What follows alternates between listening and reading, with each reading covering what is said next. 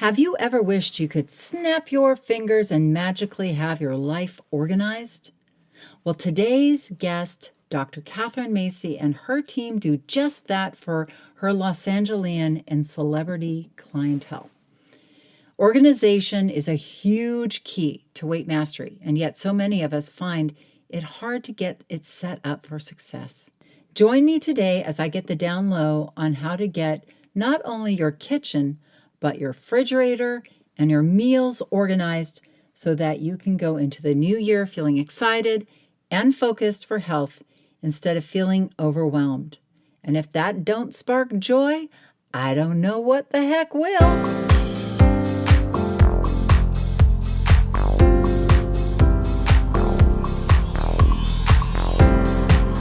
Did you know that our struggle with weight doesn't start with the food on your plate or get fixed in the gym? 80% of our weight struggle is mental. That's right. The key to unlocking long-term weight release and management begins in your mind. Hi there, I'm Rita Black. I'm a clinical hypnotherapist, weight loss expert, best-selling author, and the creator of the Shift Weight Mastery process. And not only have I helped thousands of people over the past 20 years achieve long-term weight mastery, I am also a former weight struggler, carb addict, and binge eater. And after 2 decades of failed diets and fad weight loss programs, I lost 40 pounds with the help of hypnosis. Not only did I release all that weight, I have kept it off for 25 years. Enter the Thin Thinking podcast, where you too will learn how to remove the mental roadblocks that keep you struggling. I'll give you the thin thinking tools, skills, and insights to help you develop the mindset you need, not only to achieve your ideal weight, but to stay there long term and live your best life. Sound good? Let's get started. Hello and come in. January, such an interesting month, isn't it? Things are dormant. We go into that hibernation mode. I talked a little bit about that.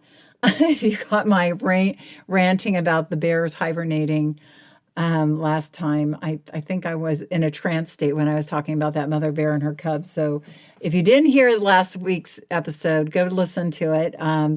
We're definitely all in hibernation mode. And this is when a lot of us focus on our homes and our household projects, right? Because we're in the cave hibernating.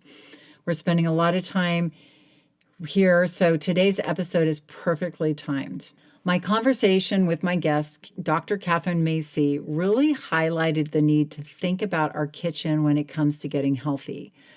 I know for me, planning meals ahead and having my kitchen, including my fridge, set up for success has been very important in my long-term 25-year-long weight mastery of keeping 40 pounds off. And those of you who have gone through the Shift Weight Mastery process also know that one major skill set of weight mastery is, our environment. That is why I am so excited to introduce my guest, Dr. Katherine Macey. She has been helping people get rid of the stress of the mess with practical solutions for everyday issues for over 15 years. Mom, business owner, volunteer, friend, spouse, she knows all the hats we juggle in the struggle to balance career, family, and care for ourselves. Katherine is all about making the annoying things life so much easier so you can get on with your life. So please welcome my wonderful guest, Dr. Katherine Macey. Hello, Katherine. It is so great to see you.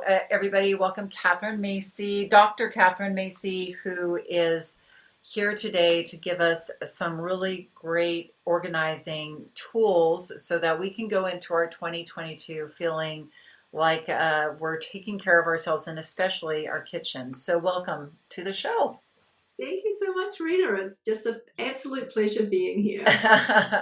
And Katherine, tell everybody about originally where you are from, because I know where you're from, but some people I don't think are going to place your accent. They'll maybe think you're British. They maybe will think you're Australian. Or maybe South African, but those are right. How Well, many people think those things? How many people think you're British? percentage-wise, probably maybe 30% British, 50% probably Australian, and about 20% South African. Right. 5 or 10% people get it right. Okay. Yes. And please tell them where you are from. Absolutely. I grew up in New Zealand.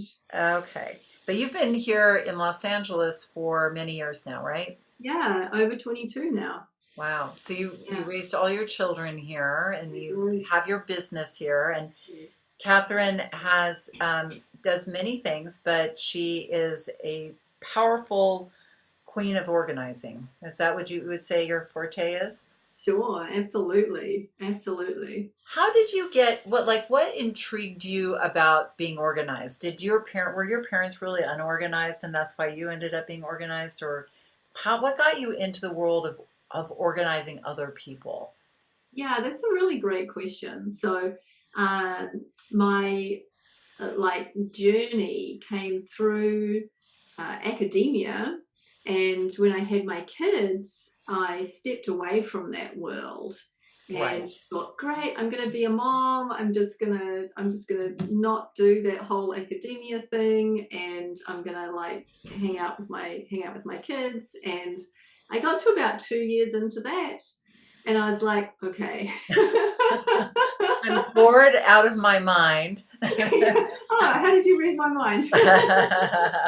Yeah, exactly. And I was like, I have to start doing something else as well, because I Hmm. can't do just this.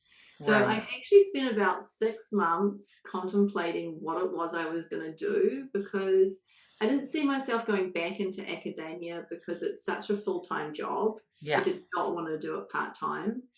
I did not see myself going into engineering, which is what my PhD's in, Hmm. pretty much for the same reason. Like, it really felt like it needed to be a full-time job rather than Right. to do like really small projects, you know? Hmm. So I spent quite, like I said, like about 6 months researching and trying to figure out what it was I was going to do. And I ended up being in a seminar with somebody. I just, was speaking to the person next to me, and I just casually asked them what they did. And they said that they were a professional organizer. And I was like, what? People do that? You get paid to organize? And she's like, yeah. I was like, oh, okay, I know what I'm doing. So So, you have already always been, I mean, obviously you got your PhD in engineering. Your mind is probably incredibly organized.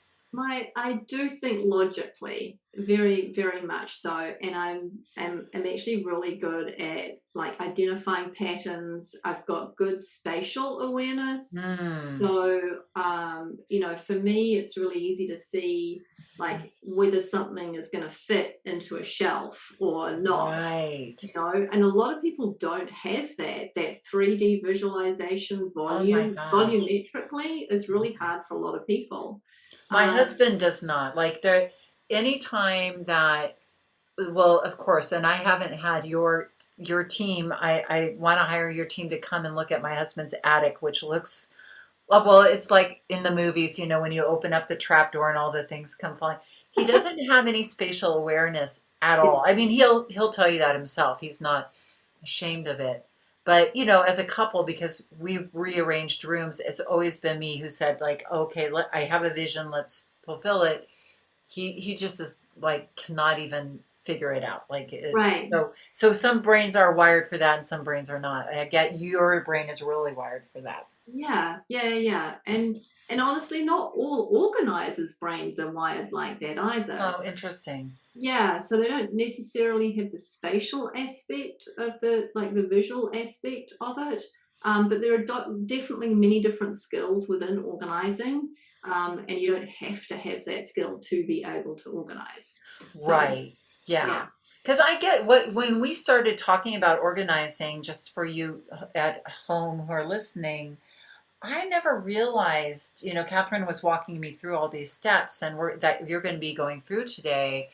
And it's almost like therapy. There's such an emotional element to your stuff. Like we have a relationship with our stuff, and for those of us who are attached to it, it is such an emotional thing to let go. And and you start peeling away the layers of the onion. It has to do with self worth. It has to do with so many things that you can't even begin to. So it's fascinating, and I could imagine that some people might be really good with that emotional side, that vulnerable side to it, versus the spatial side, or they might be skilled at both, like Uh, yourself. I think that any good organizer has to be skilled in that emotional side of things. Mm-hmm. Um, I mean, the only exception I might see is if somebody's organizing for like perhaps a celebrity or something like that, and they say just go at it and just make my stuff look pretty. Uh-huh. Um, you know, and organize what it is that I have, and there's not necessarily a process of letting go in Mm-hmm. that type of in that space that you're organizing. Yeah. But for most people that we organize with, they have stuff that they need to let go, and there's Yes. definitely an emotional attachment to things. And interestingly enough, my series that I have going on right now is all about letting go Oh. and how to let go of things that you no longer need in your life. So yeah. Oh, I love it. So Catherine does these series, and you are going to get a chance to get access to an organizational some organizational tools, resources in the show notes. So if you want, and by signing up for that, then you'll be able to get access to all of these wonderful things that Catherine is talking about. And she is going to have a course coming up this year on how to get organized. So speaking of the year and getting into it, I thought why I wanted to have you on now here in January was I really felt like our community could use some help organizing their kitchens, because we're all about being healthy and getting, and I know I think about my kitchen when you start to think about like being attached to stuff, and you're absolutely right. It's not just emotional relationships with food, which we do talk about a lot on the show, but I look at around my kitchen, there's so much of my mom because I inherited so much of her stuff, and she's passed now, and I feel almost like I'm betraying her by letting stuff go. I'm sure you have people who that's right. Yeah, It's like it's absolutely, a absolutely. betrayal to let things go. But I've Yeah. been looking, going, God, I really don't need that, and it's just taking up that, and it doesn't look good on that shelf. So yeah, So I'm obviously here, Catherine. I'm your client. I'm like, oh, okay, I need to help. But you have a system, and it's called I Care, which I love because we are so much about self-care and loving ourselves down the scale. So tell us a little bit about eye care. So Catherine, just before I ask you to do that, she's going to work us through three things. We're going to get into the kitchen, we're going to get into our refrigerators, which I think for a lot of us will be an emotional experience in and of itself, and then meal planning, which I know for a lot of us, some people are very resistant to meal planning, so maybe we'll work through some of that stuff too. So tell us about I Care, Catherine. Yeah, I really like the way that you talked about that, Rita, because the reason why I chose I Care is because it's a really good reminder to Mm-hmm. ourselves saying, I care about my environment that I'm living in. Right? Mm. So So it's, appropriate. yeah, exactly. And it is such a good reminder to remind ourselves that I care about myself, I care about the people in my world, and I care about my space that I'm living in that's either supports me or doesn't support me Right, in what it is that I want to accomplish in life. right. Yeah. And yeah, in the shift, and in we talk a lot about self-identity, and the when we struggle with our weight, we see ourselves as a weight struggler, and a lot of times our environment reflects that kind of chaos, that inner chaos that we feel. Mhm. So this is such a powerful step forward, and what you're talking about is like sort of organizing the external chaos that we often live in. Yeah, and it's really interesting, Rita. A lot of people discover that as they take care of the external chaos, the internal chaos goes away as well. That is Yeah. amazing. I love And, that. when we finish working with people, they're left with this peace and this calm and this like quiet place to like really be themselves and express who they are and what it is that they're up to in the world. That it's not held back by all the stuff that they have around them. Yeah. It's very, very freeing and lightening and just fabulous space to be in. Yeah, I could totally, I know what a peace of mind it is to know where something is, because Yeah. that's my biggest is like, so I could imagine after somebody's come in and organized, I know exactly where that is. Even my kitchen, I'm like, where the heck did I put that thing? Oh, my husband. And let's not even talk about my husband. I mean, I'm so organized compared to him. So anyway. Yeah. Have you found that with people as one spouse is way more organized than the other, or Yeah, and it's just different people, right? I mean, right? sometimes you get two very organized people together. Sometimes you get two very disorganized people together, Okay. and sometimes it's a mix. It's like life and Yes. Okay. I get it. So variety it's of not growth. necessarily opposites attract as far as Not organization. necessarily, just like Okay. anything else. So yeah. Well, tell us about I Care. So this is a Acronym. acronym, and so let's dive into. I'll dive into what the acronym stands for. So the I stands for identify. And it's really, the first step is really identifying what organized is for you. Because some people are minimalist and they want like nothing on their countertops or anything like that. Some people are what I call cozyists. That's my husband.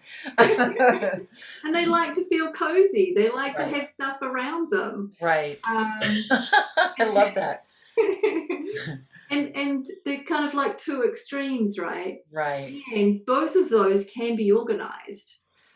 So it doesn't really, the amount of stuff doesn't necessarily dictate whether or not you're organized, but how you have it arranged does. And what a lot of people kind of, if I could say wrong, what a lot of people struggle with is that they still have stuff that doesn't belong there anymore, doesn't really belong in their lives anymore, right? Because they haven't let go of it. So some of the identifying things here are going to be, like if we're talking about kitchens, what kind of gadgets do you have in your kitchen that you haven't used in 6 months or a year or 3 years or 5 years? Right. They're just gathering dust and, could be used by somebody else. What sort of things do you want in your kitchen to support the type of lifestyle you want to have, the person that you want to be? So like be very clear on those things. Super, super helpful when it comes to doing the whole organizing process. Okay. Because if you can get to a place where you can go, well, okay, so let's take a waffle iron. I'm just going to take a waffle iron. Right. So a lot of people aren't doing gluten, they're not doing, carbs, or they're not doing whatever, but they've still got the waffle iron sitting in the back of their So true. Get rid of the waffle iron. Get rid of the waffle iron. It's not you anymore. It's not you anymore. Exactly. So when you can like recognize those things and it's like, okay, well, I'm going to get rid of anything that I haven't used in 6 months, or you can say, I'm going to get rid of anything that doesn't support the lifestyle that I want to have right now. The me that I want to be. Yeah, exactly. Okay, I love that. Okay. Yeah. So that's identifying, that's being really clear about what it is that you want to, how you want your kitchen to be, how you want your environment to be. So it really helps you with the rest of the process. Okay. Yeah. So what's the next process? Categorize. C for categorize. So I care. So C for categorize. And categorizing is kind of a two-step process, because there's that whole process of letting go of the stuff that you don't no longer need. So we have a whole like sorting system that we use that helps people like decide what they're going to be doing with things. And basically you're either going to be keeping it or you're going to be letting it go. That's kind of basic, but we have a couple of other categories that kind of help with that process too. And then you want to categorize things so that they're together. So if you do still bake, you're going to have a baking section. Okay, I love it. If you prepare your own lunches, then you're going to have a place where you have all of your like lunch preparing things. Like perhaps you have, like if you're going to work or whatever, you have your lunch bags. Like, yeah, Tupperware, lunch bags, that kind of stuff is kind of all together and organized. So you can right? Running around the kitchen in the morning, getting your baggie from one place and getting your other paper or your paper bag from somewhere else. I get it. Right. Yeah, exactly. So it's all about putting these things together. So when you're doing that activity, it's really quick and easy. All your pans are right next to your stove. Right. It's like it's kind of common sense, and sometimes with the way kitchens are configured, it can be more challenging based on what space you have and things like that. Right. And it can also be very, very challenging if you have too many things in any of those categories. Right. Okay. Yes, I'm learning so much right now. I'm thinking of all the things I want to get rid of from now. I have an ice cream maker that we haven't used in years that has a broken lid. Like that kind of stuff. Yeah. I'm gonna fix that lid, and we're gonna make ice cream again. And I'm like, really? We don't even eat ice cream. Like we don't. It's crazy. Right. Well, we hold on to. You're right. Yeah. That's a perfect example, Rita. That's a perfect example. Yeah. And so what are we, like, if I want to get rid of a bunch of stuff, which I'm thinking of, like, what are a few things that I could do? I know we don't want to do too deep of a dive into this, but what well, I mean, you can sell them if they're worth anything. Like if they don't have that broken lid, probably. That's like a donate item, right? Like you put tape on the lid and you're like, here, Goodwill. Somebody can help that. Yeah, there's also some really great organizations that have sprung up through Facebook, like Buy Nothing groups. And they're hyper-local groups that, and I don't know if they're in all the countries that your listeners are in, but I know they're in a lot of different places. And it's basically just a group of people that like swap stuff between each other. Oh, I love it. They post and they say, "Hey, I've got a waffle iron that I'm no longer using. Does anybody want it?" And then somebody else will post and they'll say, "Hey, I've got a lid for this ice cream maker that I ice cream maker, but it's good." I love it. Okay. Oh my gosh. Okay. Yeah. So that sort of thing. There's lots of different places and resources and community options that you have to like have that item be reused so that it doesn't just go to landfill, because I hate things going to landfill. Yes, me too. That's why I held on to things. Yeah, and then you can recycle things and that sort of thing if it's broken, like completely broken, but it still has recyclable parts.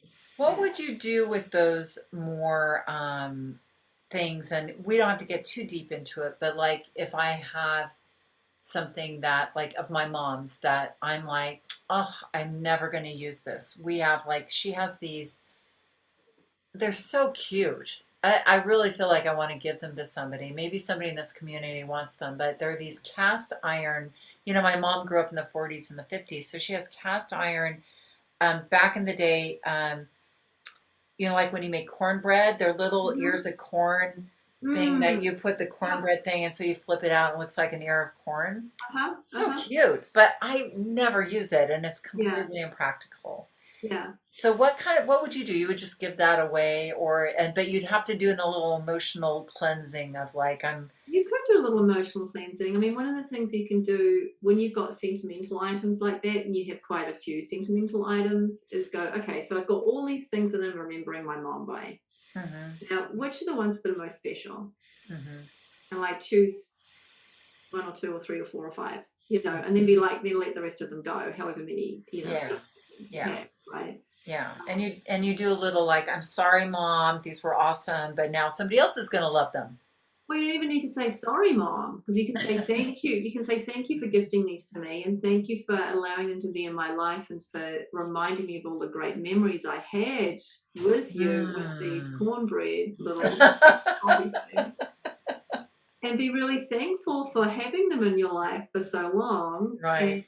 say, thank you for being here, and now it's time to say goodbye. Right. And somebody who's very kitschy and into cast Oh, they're iron gonna stuff, love it. they'll love it. Absolutely. All right. Absolutely. And then they'll actually probably get used again. Yes, I know, which would be lovely. Yeah. Okay. Yeah. Yeah. So now what is A? What does A stand for? A stands for assign homes. Oh, okay. Yeah. So, like I said, we're going to have a baking area, Right. right? So you're Yes. going to assign the space for the baking area. You're going to assign the space for the snacks. Okay. I Assign a love that. space for the lunch preparation area. Each of the different kind of like categories that you have in your kitchen, Hmm. then you're going to assign a space for them. Okay. I love that. So I get it. Assign homes. I it Yeah. was a little thick there for a second, but I get it. You're going to give everything a home. Okay. Um, and I see in this because I've got Catherine's resource in front of me, which is a beautiful resource, by the way. It's got pictures and it's very well. She's organized, so it's very well organized. But I'm seeing assign homes. Oh, so you've kind of covered that. But the next thing, which I really love, tell us about that, the R. The R is for relationships. This And is so amazing. I love that. yeah, yeah, yeah. And this is really about how you use each item Mm-hmm. and how it occurs for you in your life. Okay. And you're looking to see, well, do I use this every day? Is this one of my like go-to items that you don't want to be putting that in the back shelf because Yeah. it's too hard to get to, Right. right? So you want to make sure that everything that you're using on a frequent basis is very easy to get to, very easy to put away, Mm. and it's just that process is seamless. Now, I'll tell you a little trick that we have in our household. So in the dishwasher, you have the little compartments for the cutlery. And Yes. most people just like drop cutlery in there random all over the place. Now, Yes. Like me. yeah, that drives me nuts because when you go to take it out of the dishwasher, it takes you forever to sort it out You're again. absolutely right. And I hate, nobody in our family likes undoing the cutlery. We're all like, no, you do it. No, you do it. Exactly. So if you take, because it takes the same amount, it basically takes the same amount of time as when you're putting the thing into the dishwasher. It doesn't really matter which compartment you put it in. So if you choose one of them to put the spoons in, one of them for the forks, one of them Mm. for the knives, then when you go to take the dishwasher, when you're emptying it, you just grab the knives and you put them straight in I into the knife drawer. I have been living on this earth 50 plus years. Why have I never done that before? The only thing you do have to be careful about is that you have to be careful that the spoons don't spoon. Because, Oh, true. but then if you put them opposite, they clean. So there you Oh, go. oh my God. I love this. I'm learning so much. Okay. And oh, I see. And keep something, okay, and the highest and the lowest shelf as well. Yeah. Like, so which shelf things go on Yeah, yeah, makes a big yeah, yeah, difference. yeah. So if you're using something less frequently, you can put it on a higher shelf or a lower shelf where it's harder to get to. But you Okay. might as well make life easy, right? I mean, Yeah. Yeah. Can I ask you while we're talking about this, how many people, I mean, obviously people hire you and your team to come in and help them with this. And, in your experience, how many people take on like sit there and go, I'm going to get organized this year and actually do it for themselves? Like, how would you recommend somebody, take what you're saying or take this resource of yours and, would you say set aside a weekend? Would you say, put 3 hours aside every Monday night? Like, how would you, being an organized person, have people like tackle a challenge like this? Yeah, absolutely. So if you're just talking about a kitchen, you can probably do your kitchen in a 4 to 5 hour stretch. Probably. Really? Uh-huh. Yeah, Yeah. probably. Um, if if you're talking about your whole house, it's a different story. Yeah. Right. But it does depend on how much stuff you have in your kitchen and Hmm. how much extra stuff you have in your kitchen. Yes. Right. If you have one of the things that takes a long time with organizing is that whole purging stage, Hmm. because people have to make decisions. If you can Hmm. make decisions really, really quickly, it goes pretty fast. Hmm. But if you're like, oh, some things that my mom gave me, Right. remember when? Yeah. And then there's a whole storytelling process and all that sort of stuff. If you go through that process and then the decision making process, it It takes can much, take much time. longer. Do you ever like assign different categories like, okay, this is absolutely must stay. These are like not sure, and then these are like absolutely haven't used Yeah, these in 5 years. Yeah. yeah, Is it absolutely. easier to start that way? Like, okay, I know I want this, but these are kind of, I don't know. And then this is, That's absolutely fine to do it that way. okay. Absolutely. And you can also, with those things that you're not sure about, if you want to like really drastically, like really deal with your kitchen and take a lot of the stuff out that you think you don't need anymore, but you're like still a little bit attached to these things, put them in a box, put them somewhere else where you're not going to see them for 3 months, and then go back Mm, and go, yeah. did I need any of these things? Because Yeah. then it's there, you can grab it if you need it, but if you don't need it, then you don't need it. Yeah.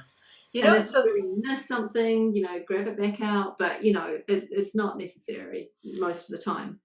it's so funny. That reminds me of a quick story. When my husband and I moved from London to Los Angeles, we were living in the attic of a big house in North London. And the guy who owned the house, we said, we're going to probably move back to London maybe at some point. So we're going to put all this stuff like we literally moved to LA with 2 suitcases. And so we put it in boxes, and he said, well, you can store them in this place in the house for a while.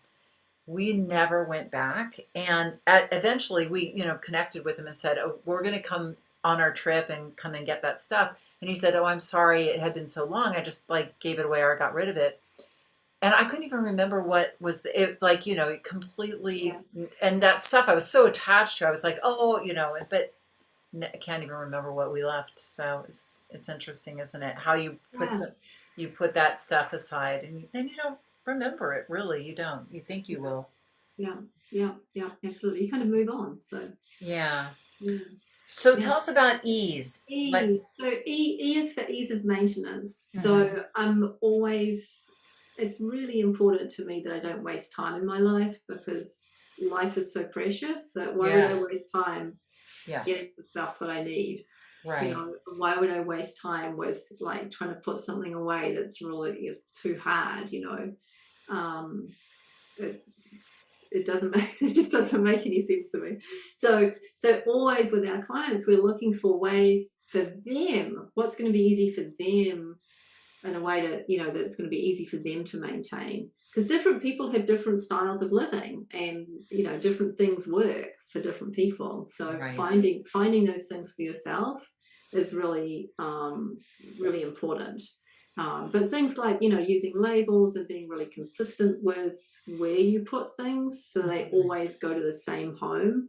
So like when you're assigning those homes, it's important to assign those homes and that everybody in the family knows where all of those things are, so that they always go back to the same place. Right. Like the scissors belong in this drawer here, in this compartment. And then you always Right. know if you need a pair of scissors, you go right there, that kind of thing. Okay. That's Yeah. awesome.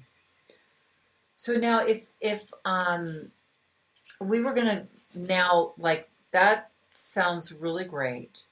Um, I see that you have a whole section on like um, organization products. Yeah. I don't know if we have time to get into that. I mean, do you have any like a quick I just tip on think that? about that, a lot of people will buy organizing products before they've done the sorting process. Don't do that. Okay. Wait till you've gone through the sorting process and see Mhm. what you have left. Mhm. And see when you're going to put things away. Do you need anything to support that being in a space that's going to be contained, and everybody's going to know where it is?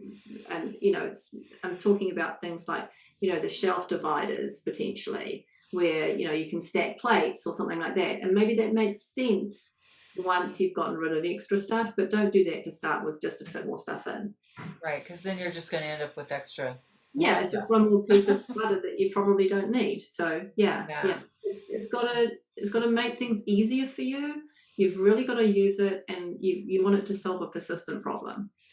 If you had like, well, so tell us what is one organizational tool for the kitchen that you love? Slide out drawers. Slide out drawers. You mean the kind that you that Like are on a roller, a glider? yeah, glider. Yeah, the Yeah, glide out drawers. Yeah, yeah, yeah. yeah. Those are nice. Because often in kitchens you have really deep cabinets. Like I'm thinking of the lower ones. They're deep and they're low. So if you've got something that you can slide out, it makes it much easier to get to the stuff that's at the back Mm. of that drawer. And is that an accessory that you can put onto a drawer that exists, or do you have to have new ones installed? Into a cabinet that exists. Yeah, Oh, okay. yeah. Goes Oh, on the drawer. I It's see. like Oh, yeah, yeah. it's been a cabinet for years, and then the shelf normally would just be static, but you put a slide out drawer there instead. Got it. Yeah, Okay. yeah. That's That is, probably my favorite thing, because, yeah, like I say, those deep shelves in kitchens, yeah. they can hide a lot of stuff in the back. Yeah, and you never know what you have. Yeah, Yeah, I could see that would be life changing. yeah. Well, let's talk about the refrigerator. Yeah, sure. How do we organize our fridge? So, we can apply the same IKEA acronym to our fridge. So Okay. it Yeah. doesn't just apply, the acronym doesn't apply just to the fridge, it applies to everything. Hmm. So it can apply to your fridge as well. Okay. Yeah. So you're going to, what do you want in your fridge, first of all? Right. What do you want to fill your fridge with? Right. And does it have like expired stuff hiding in the shelves in the back, or? What do you see in people's fridges? Like, do people, I can think condiments are like people don't get rid of condiments that they Yeah, should have gotten rid of, right? yeah, absolutely. Absolutely. Like a whole top shelf full of condiments that, well, maybe I'll use that. So what do you say They other bought than something for a recipe, and it's like they use this like little tiny part of it, and then they've never used it again, that sort of thing. right. I think for us in the weight struggling community too, that like, not that we're weight strugglers anymore, but I know when I struggled with my weight, I bought so many diet products that I would use a little bit and they were gross, and then they would just end up on the back shelf of my either Mm, my shelves or in the fridge. And then I'd be like, well, maybe I'll go on that diet again. And then it just ends up staying in and I just wonder how mm, anybody can like connect with me on that out in the audience, like how we have this fridge full of the kind of stuff that mocks and humiliates us, saying, that was from that failed diet or that plan that you went on, that crazy, like Jenny Craig products shoved in the back of your freezer, or, like that kind of stuff. yeah, yeah, yeah, yeah, Drinks and all that nonsense. So yeah, you would say to kind of identify like kind of the food that you want to have, right? The kind of yeah, person you want to absolutely, have, yeah. right? So if you imagine, like, okay, so I'm somebody who loves avocados and loves green, fresh things. Mm-hmm. Right. So I'm like, okay, so where are my avocados gonna live? They're You going to know, be in they've the got a front. special spot right down in front of the fridge once they're ripe. If they're not ripe, they go on the fruit bowl. But you know, it's like they have a process, and then it's like it's great. I know where my avocados are. And I love filling my fridge with the things that I know are going to be nutritious and healthy for me. Like, and it's like, it makes it such a joy to go to my fridge. Like, I Yeah. open my fridge and I go, oh, what do I want to eat? As Right. opposed to, oh God. Yeah. You know? Well, I think that is so true. And something that we talk about in the shift is, and it's a huge thing for weight management, is stimulus control. And what we talk about, because it's such a huge part of weight management, is that, why would we have something that would be tempting right in the front? Also, when, like, let's say you come home and you're hungry, having pizza, like last night's pizza in the front versus having a fresh bowl of cucumbers, or, something that you could just reach for that's going to make you feel healthy and satisfy your appetite rather than something that you're going to eat and like what I would call a trigger food, something that, Yeah, for sure. yeah. Yeah. So that's what you're talking about, is like really having your refrigerator represent where you're at, but also having things positioned in a way where your eye is really catching the thing that Yeah, you want to absolutely. dive into. Yeah, absolutely, absolutely. And grouping all those things together, you know. So like if you have a snack drawer, Hmm. have it be filled with all those yummy, healthy things Right, that you want to grab when you need a snack, right? right, So it's all about having the snacks available, and you go, oh, am I going to choose celery with almond butter in it, or am I going to choose cucumber, or am I going to choose half an avocado, or whatever it right, is, you right. know? So having those, like labeling it a snack drawer, and then Uh-huh. those things in there for snacks, Yeah. then, you know, it's like kind of a no-brainer at that point. You've got all your snacks in there. It's like, oh, that's where I Yeah. go for my snacks. And I think the thing is, I think we think that's hard to keep that up, but when we think of what's really hard, which is eating snacks that don't serve us, then feeling bad about it and beating ourselves up about it, keeping something up like that. And really, like you're saying, and this is why it's so layered, this organization thing, because it isn't just about being organized. It's about, like you said, like, who am I and how do I take care of myself? Maybe for you guys out there, you're committing to making 2022 really about um, setting a new precedent, like having a snack drawer that is always filled, having that be a basis of a new behavioral change that you're making for yourself. It's a mindset change. Yeah, absolutely. Absolutely. Yeah. Now, you say something about appropriate containers here. What kind of containers do you find work the best in the fridge? So anything that's going to stack, Mm-hmm. so that you can put things on top of each other. And if you have mismatched containers, it's going to be harder. If you have if you have sets of containers that will stack on each other, that's going to be easier. Um, I,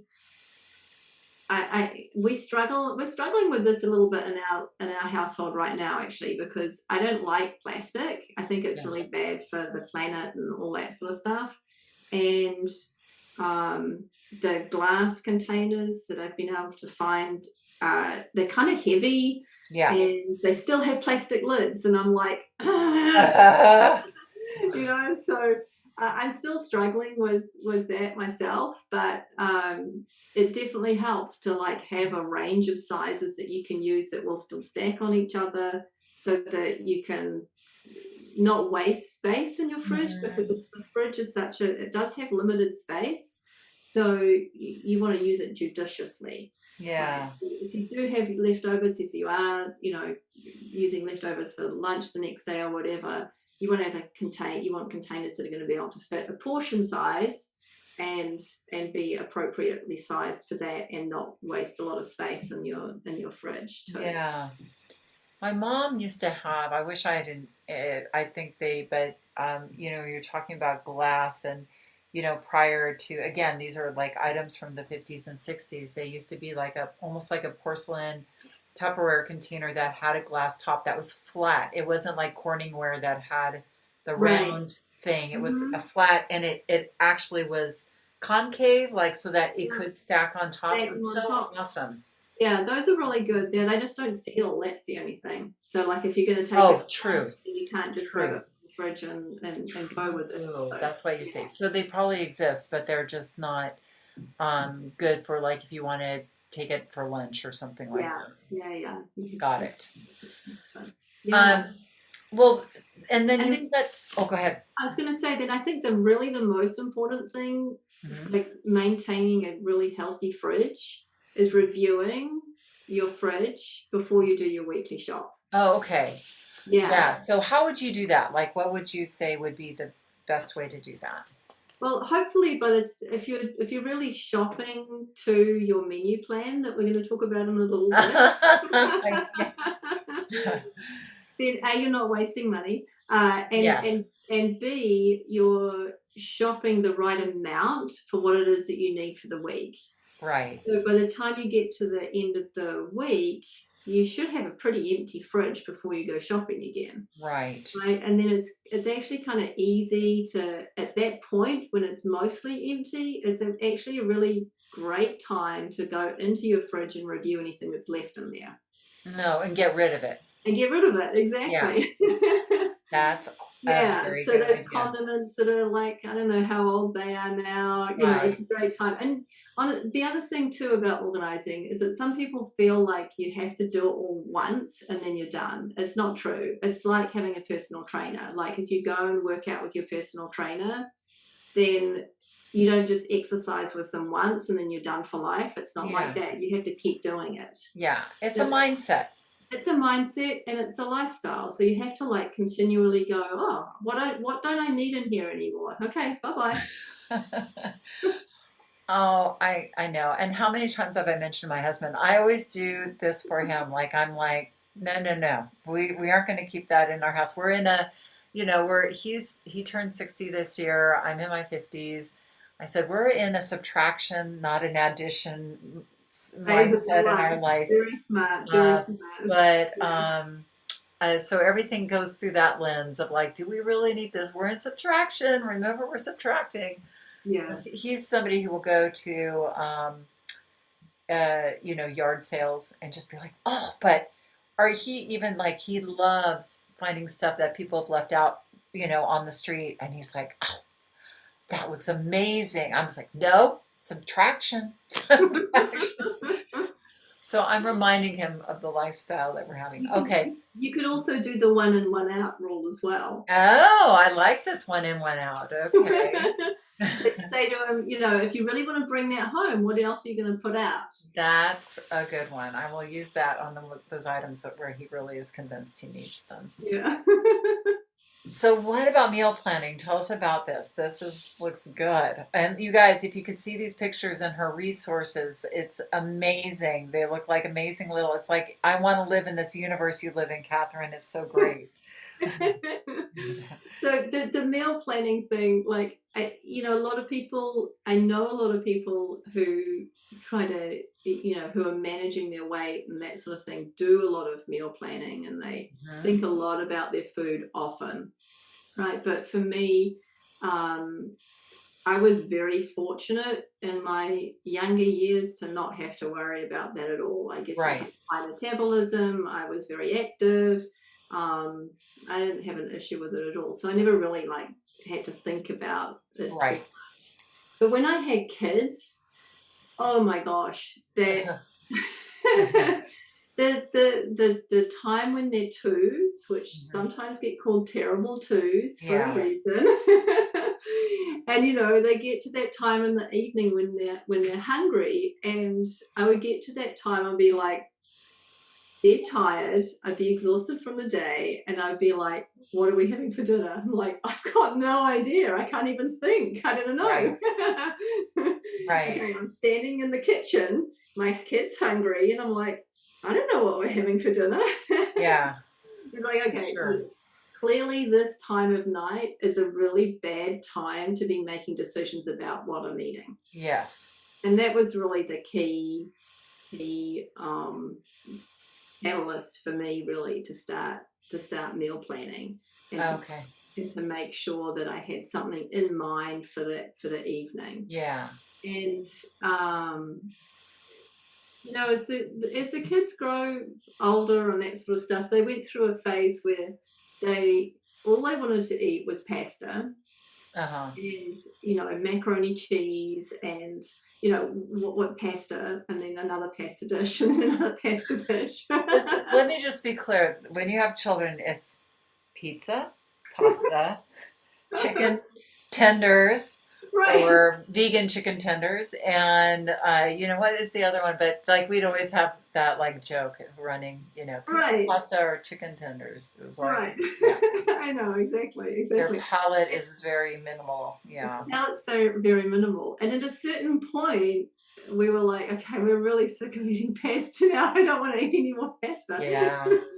But the kids weren't quite old enough to be like, you can't eat pasta. Yeah. So at that age, and I think they were around 6 or 7 or 8, some kind of that kind of age, still pretty young.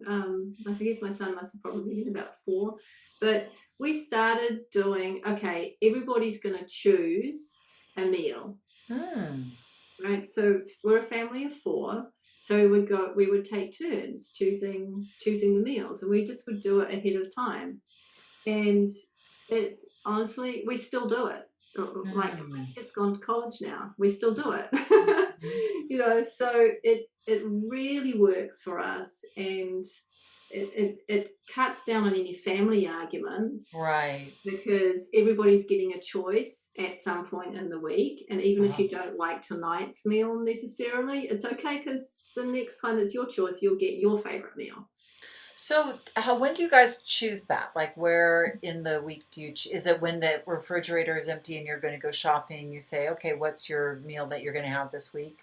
Actually, we do it about a month in advance. Oh, wow. So Yeah. you choose 4 meals each. Well, now there's 3 of us, so okay. go, dad, mom, child, dad, mom, child, dad, mom, child, dad, mom, Right. child, all the way through the whole 4 weeks. Okay. Right? Yeah, and I mean, we don't always do the thing that's on the list. If something comes up, like maybe we'll go out to dinner or something, or maybe we'll, have friends over and we'll do something different, whatever, it's not like set in stone, but it gives us a default to go to. Right. Right. And it also helps with your weekly shop, so you're not trying to plan the menu at the same time as you're trying to figure out what it is you need to buy, because that process is somehow harder when you haven't decided what you're having already. Yes. So if you're not going to do it on a monthly basis, definitely do it at a time when you're A, not hungry, and B, not trying to go out the door to go and do your grocery shopping. That is such a good coaching. I mean, first of all, what you were saying about not deciding what you're going to eat at 5 o'clock at night, because all of your impulse control is also gone. So it's so much easier to order takeout or go through a drive-through. Absolutely. So something the crazy thing about that, Rita, is that often going through a drive-through, or getting takeout, by the time you've ordered, by the time you've by the time you've picked it up, by the time you've got it home, whatever it is, it's as long or longer than it would take you to like whip up something at home. Oh, absolutely. And nowadays, if you aren't a cook, if you don't even want to cook, I call it food assembly. You can go to Trader Joe's and buy chicken that's pre-prepared, and you can get, you're just assembling a meal versus cooking. I think some people are cooking averse, Mm-hmm. but they don't recognize, like, if you're organized, then it's, you don't ever have to cook. You can assemble really beautiful meals. Yeah, Um, absolutely. Something we do, we don't do the month in advance. That's something that, okay, that's blown my mind, and I might have to try that. And have definitely my son, because we are now three, because my daughter's off at college as well, at the same college as Yeah. you. But we my son has learned to cook, so he likes to do that. So we let him choose his night to do that. And we have, like, Monday night is sort of chicken night, so we have a theme, sort of plan theme too, which helps us then, and we usually have something, we all like Mexican food, so something like Mexican themed, Mm-hmm. healthy, but Yeah, yeah, yeah, yeah. Yeah, so we that's kind of that's a know great that. idea too. Yeah. Yeah, absolutely. And I think the idea with doing these menu planning things, whichever way you do it, is to have something so that food's not boring.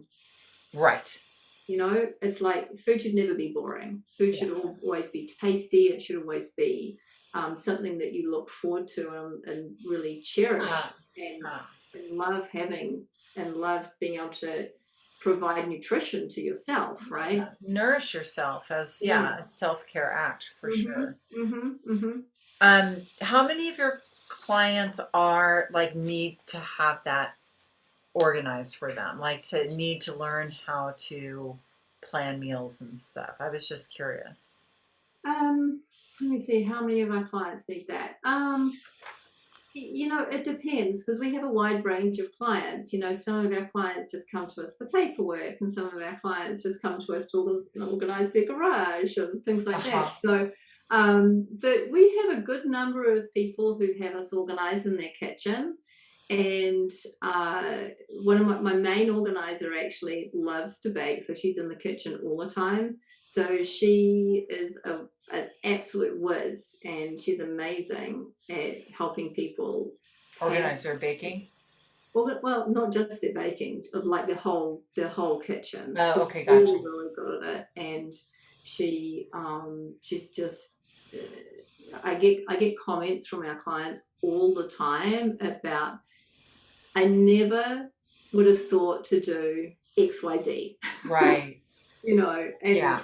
Nicole's just like been incredible with and done that. And that whole, like we were talking about in the beginning, in terms of like setting up the environment Mm-hmm. for healthy living and setting up in the environment for really taking care of ourselves nutritionally is Mm-hmm. something that a lot of our clients that we help in the kitchen really, really appreciate. Yeah, I Yeah. could see that. That would Mhm. be life changing, really, when you get it set up for yourself and you feel like your kitchen is your friend rather than your enemy. And Oh, absolutely. yeah. Absolutely. Yeah, absolutely.